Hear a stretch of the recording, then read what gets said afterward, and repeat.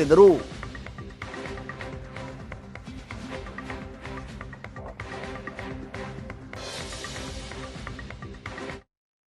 ಕಾಂಗ್ರೆಸ್ಸಿನ ಪದಾಧಿಕಾರಿಗಳು ಯಾರಿದ್ದಾರೆ ಆ ಪದಾಧಿಕಾರಿಗಳಿಗೆ ಸರ್ಕಾರದ ಸಂಬಳವನ್ನು ಪ್ರತಿ ತಿಂಗಳು ಸುಮಾರು 15ರಿಂದ 20 ಕೋಟಿ ರೂಪಾಯಿ ಹಣವನ್ನು ಅವರಿಗೆ ಕೊಡ್ತಾ ಇದ್ದಾರೆ. ಅದ್ರ ಜೊತೆಗೆ ಎಲ್ಲ ತಾಲೂಕುಗಳಲ್ಲೂ ಕೂಡ ಅವ್ರಿಗೆ ಒಂದು ಆಫೀಸನ್ನು ಕೂಡ, ಅಂದರೆ ಅದು ಪೂರ್ತಿ ಖರ್ಚು, ಆಫೀಸಿನ ಖರ್ಚು ಪೂರ್ತಿ ಸರ್ಕಾರದ ಮೇಲೆ ಬರ್ತೈತೆ.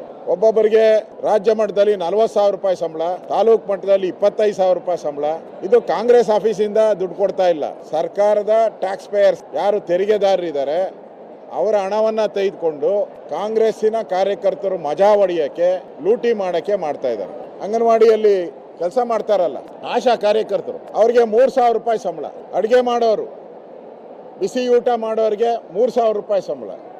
ಈ ಕಾಂಗ್ರೆಸ್ಸಿನ ಚೇಲಾಗಳಿಗೆ 25,000 ರೂಪಾಯಿ 40,000 ರೂಪಾಯಿ ಸಂಬಳ. ಇವ್ರು ಯಾರೇನೋ ಅಂಗನವಾಡಿಯಲ್ಲಿ ಹೋಗಿ ಅಡುಗೆ ಮಾಡ್ತಾರೆ, ಇವರು ಅದು ಸರ್ಕಾರದ ದುಡ್ಡು. ಅದರಿಂದ ಇದನ್ನು ವಿರೋಧ ಮಾಡ್ತಾ ಇದ್ದೀರಿ.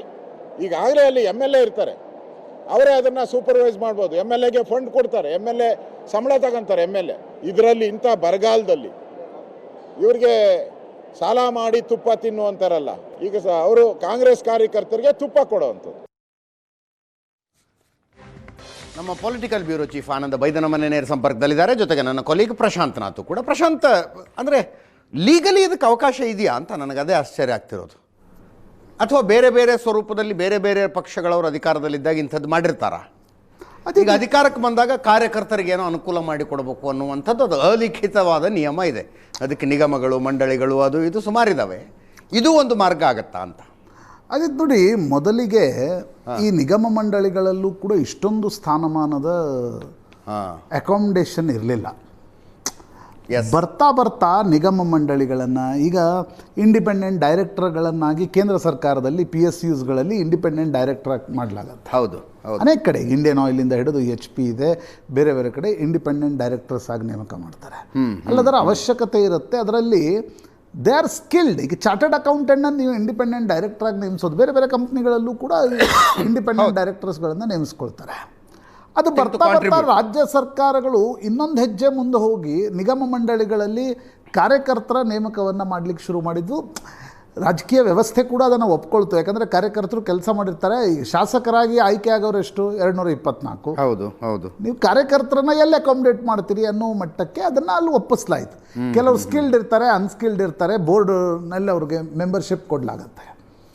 ಈಗ ಅದು ಇನ್ನೊಂದು ಹೆಜ್ಜೆ ಮುಂದೆ ಹೋಗಿ ನಾವು ಗ್ಯಾರಂಟಿಗಳನ್ನು ಅನುಷ್ಠಾನಗೊಳಿಸ್ಲಿಕ್ಕೆ ಒಂದು ಕ್ಷೇತ್ರವಾರು ಕಮಿಟಿ ಮಾಡ್ತೀವಿ ಅನ್ನುವ ಮಟ್ಟಕ್ಕೆ ರಾಜ್ಯ ಸರ್ಕಾರ ಹೋಗಿದೆ. ನೀವು ಸರ್ಪ್ಲಸ್ ಸ್ಟೇಟ್ ಇದ್ದಾಗ ಇದನ್ನು ಯಾಕೆ ಮಾಡಿದ್ರಿ ಅಂತ ಯಾರೂ ಕೇಳಲ್ಲ. ಹೌದು ಹೌದು. ಆದರೆ ನಿಮಗೆ ಗ್ಯಾರಂಟಿಗಳೇ ಬೊಕ್ಕಸಕ್ಕೆ ಬರ್ಡನ್ ಆಗ್ತಾ ಇವೆ ಅಂತಕ್ಕಂಥದ್ದನ್ನು ನಿಮ್ಮದೇ ಪಕ್ಷದ ಬೇರೆ ಬೇರೆ ಮುಖ್ಯಮಂತ್ರಿಗಳು ಹೇಳ್ತಾ ಇರತಕ್ಕಂಥ ಸಂದರ್ಭದಲ್ಲಿ ಮೊದಲೇ ಗ್ಯಾರಂಟಿಗಳು ಬೊಕ್ಕಸಕ್ಕೆ ಬರ್ಡನ್ ಆಗ್ತಾ ಇವೆ. ಕೊಡಬೇಕೋ ಬೇಡವೋ ಅಂತಕ್ಕಂಥ ಚರ್ಚೆ ಪಕ್ಕದಲ್ಲಿ ಇಟ್ಬಿಡಿ. ಆದರೆ ನೀವು ಎಲ್ಲರಿಗೂ ಕೊಡ್ತಾ ಇದ್ದೀರಿ ಅಂತಕ್ಕಂಥ ಚರ್ಚೆ ನಡೆಯುವಾಗ ನೀವು ಇಲ್ಲ ನಮ್ಮ ಕಾರ್ಯಕರ್ತರಿಗಲ್ಲಿ DK ಶಿವಕುಮಾರ್ ಹೇಳಿಕೆ ಏನು? ನಮ್ಮ ಪಾರ್ಟಿಯ ಕಾರ್ಯಕರ್ತರು ಸರ್ಕಾರ ತಂದಿದ್ದಾರೆ, ಅವ್ರಿಗೆ ಕೊಡ್ರಿ, ನೀವು ನಿಮ್ಮ ಪಾರ್ಟಿಯಿಂದ ಖರ್ಚು ಮಾಡಿ ಕೊಡಿ.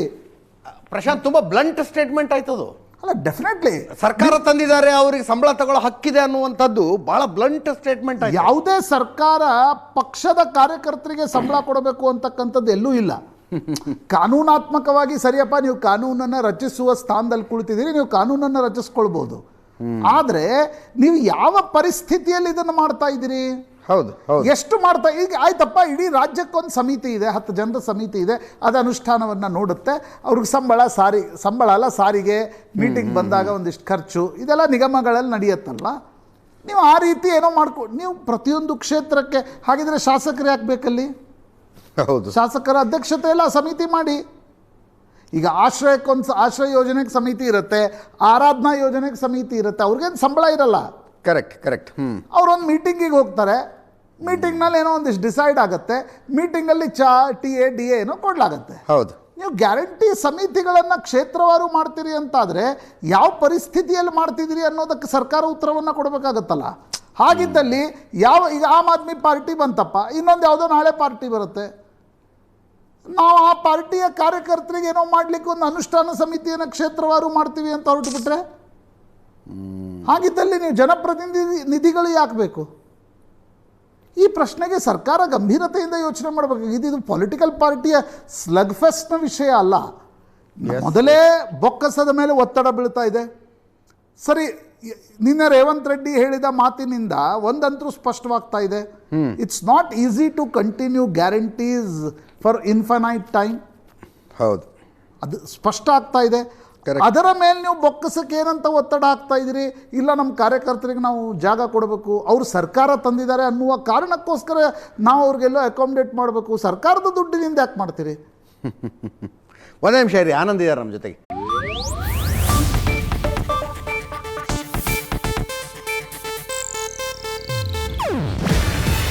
ಇದು ಏಷ್ಯಾನೆಟ್ ನ್ಯೂಸ್ ನೆಟ್ವರ್ಕ್ ಪ್ರಸ್ತುತಿ. ನೀವು ನೋಡ್ತಿದ್ದೀರಾ ಏಷ್ಯಾನೆಟ್ ಸುವರ್ಣ ನ್ಯೂಸ್.